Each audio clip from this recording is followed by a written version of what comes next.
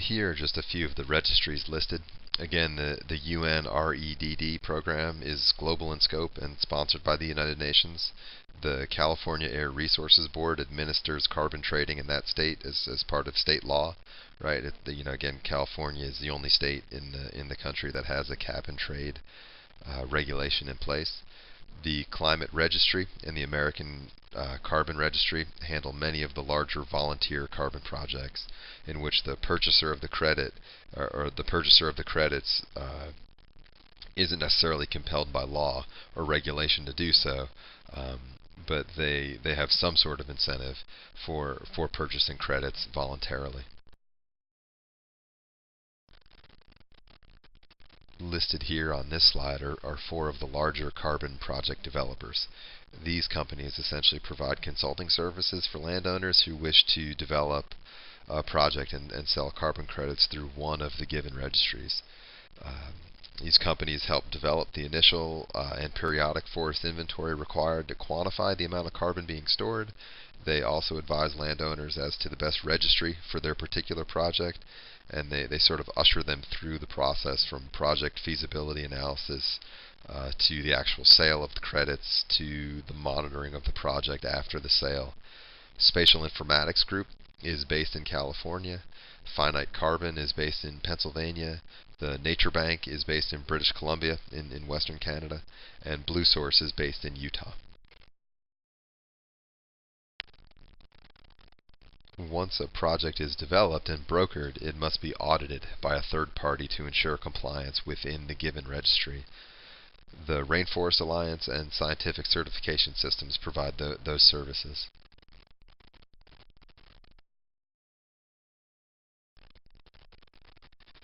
Here I just wanted to run through sort of the ins and outs of project development for what's referred to as an improved forest management project. The very first step required is to conduct a forest inventory to assess the current standing biomass and by extension the total amount of carbon that's being sequestered and stored by the forest. To do this, the forest is sampled at regular intervals. At each sample point, tree species, tree diameters, the height of the trees, the overall condition of the trees there, all that information is assessed. Standing dead trees or snags are also included in this inventory. The preliminary inventory is meant to provide an initial estimate of the overall carbon being sequestered across the entire project area. The map here on the slide is actually a portion of an inventory map utilized for a preliminary carbon project feasibility inventory.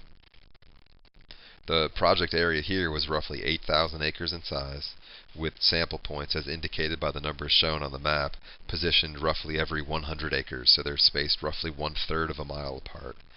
The sample points are arranged by forest type to be sure that all the natural communities present are adequately represented. The initial inventory results in only a small percentage of the area being measured, but it's sufficient to determine whether a project would be viable or not. A more intensive inventory is required prior to the actual registration of the project.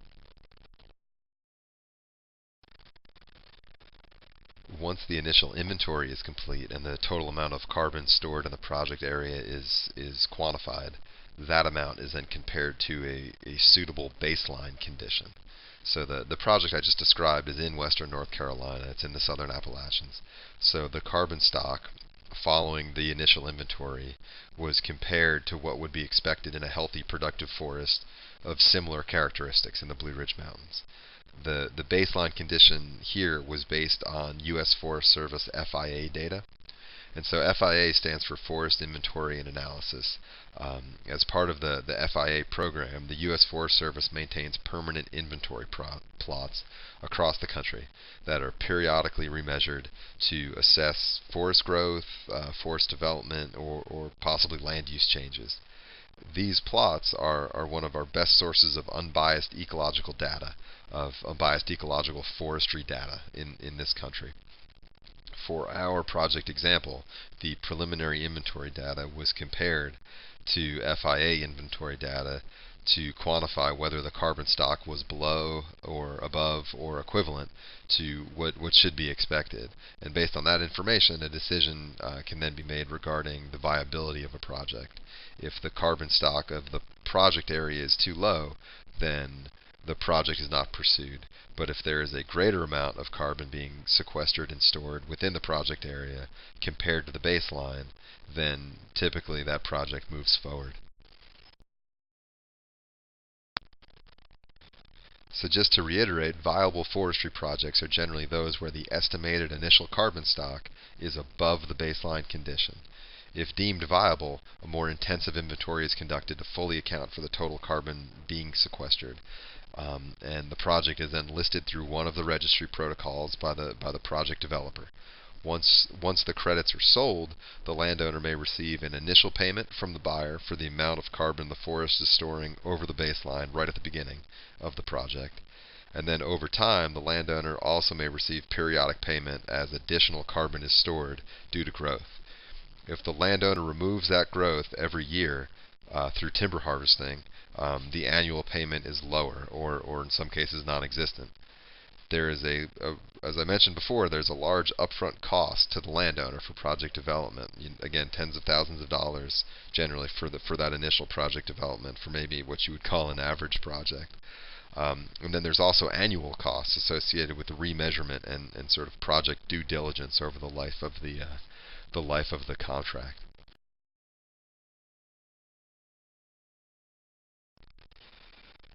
So to wrap it up here on the last few slides, I just wanted to include a few examples of successful carbon projects. This one here first, several years ago, the Down East Lakes Land Trust in eastern Maine initiated one of the largest projects of its kind to date. So the total area, the total project area is 19,000 acres, and it was the carbon that was quantified was sold through the California Air Resources Board protocol. Again, that regulatory protocol that exists in California. So again, this is how it works. They inventoried their forest land and essentially counted the amount of carbon that is currently being stored in the forest. They compared that number to what such a forest should have the ability to store based on some sort of baseline estimate. Based on that number, they sold carbon credits through the marketplace in California.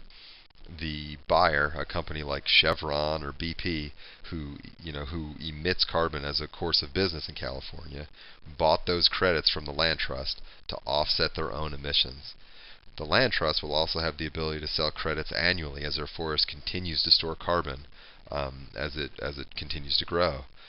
Their forest management involves the harvesting of trees, so that you can do both, right? You can have you can continue to harvest trees if it's done so in a sustainable way and in a way that continues the long-term, I guess, accrual of carbon over time. So they harvest in such a way that they continue to increase the amount of carbon that is stored. This is sort of the essence of an improved forest management project.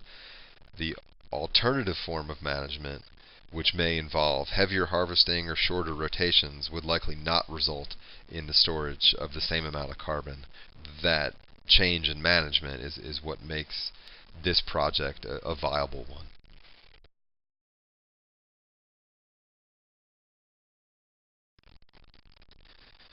The Katahdin Ironworks project is similar to the Down East Lakes Land Trust project.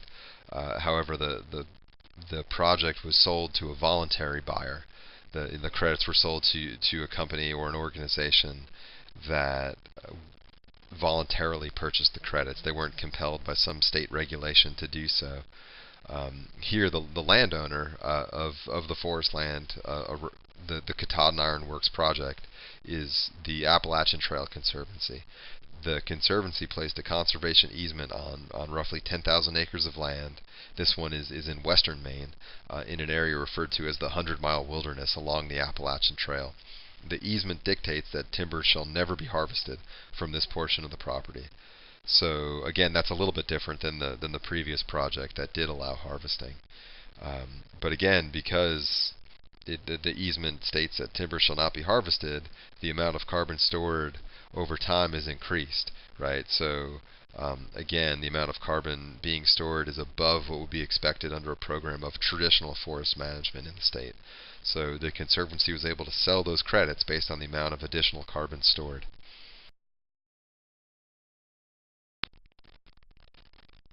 So the last example here that I wanted to show you is what's referred to as an avoided conversion project. In this instance, a private landowner in the coastal plain of North Carolina placed a conservation easement on their property, again eliminating the chance that it would be developed. Right? The conservation easement involves the selling or the donating of development rights to some other entity that's going to hold on to it in perpetuity. So the landowner never has the ability to develop the property, and subsequent landowners don't have the ability to develop the property either. This land is in a location with heavy commercial and residential development pressure. The carbon stored within this forest, and through which the Alligator River runs, was quantified and sold through the Climate Action Reserve Protocol. So this is just sort of a precursor to the California Air Resources Board standard. In this instance, the landowner was rewarded financially to not develop their property. This is a really good example of a landowner making money for providing an important ecological service, in this case carbon sequestration, as opposed to developing the property. This ecological service, really all of our ecological services that we are cognizant of, they historically have not been recognized in any kind of financial marketplace, and at least for the foreseeable future, carbon will be.